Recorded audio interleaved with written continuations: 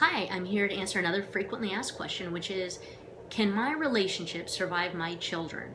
And it's actually a really good question because although kids are one of the most amazing things that you can ever experience, they're also really difficult for a relationship because, if something affects me, I can deal with it. But when it affects my kids, it's a whole different story.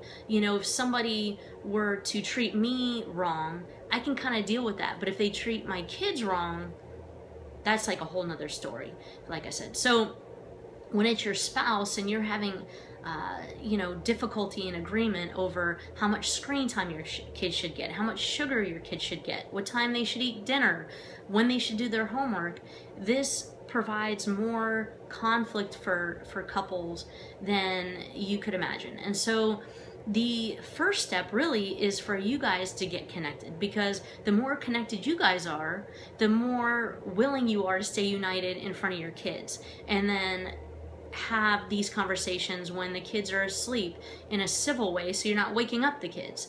So the first thing is to really make sure you guys are having your own couple time. And I know this can be quite difficult, especially when you have younger kids, perhaps even kids that aren't in school. So you have to be really creative. Can a family member watch your kids? Can a neighbor watch your child for an hour, even for you to have a little bit of time? If the answer is no, you might even be more creative. You have to have time after they go to sleep. And I know there's a lot of stuff to do around the house, but you have to ask yourself, would I rather have a clean house and be single or unhappy? Or would I rather have dishes in the sink and have a really happy relationship? So I'm not saying that you have to do this every day, but if you spend at least 2 days a week spending an hour together, not just watching TV, but talking, hanging out, playing cards, something where you're actually interacting, you'll notice a huge difference in your relationship.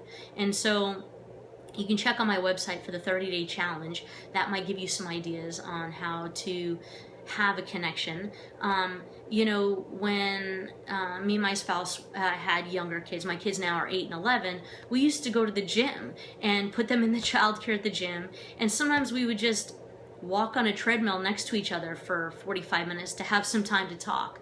But you just have to be creative, because the longer you have a disconnect, the more chances you are that you're going to get divorced, because you eventually end up just living with a roommate that you disagree with on a lot of areas with your kids. So first thing, be connected. Second is find time when the kids aren't there to talk about disagreements. So even if, say, your child asked to watch a TV show and they've just watched 2 and you think, no, they shouldn't watch it, and your spouse says, yeah, go ahead, don't in that moment talk to your spouse. Talk to them that night and say, hey, moving forward, what do you think about this?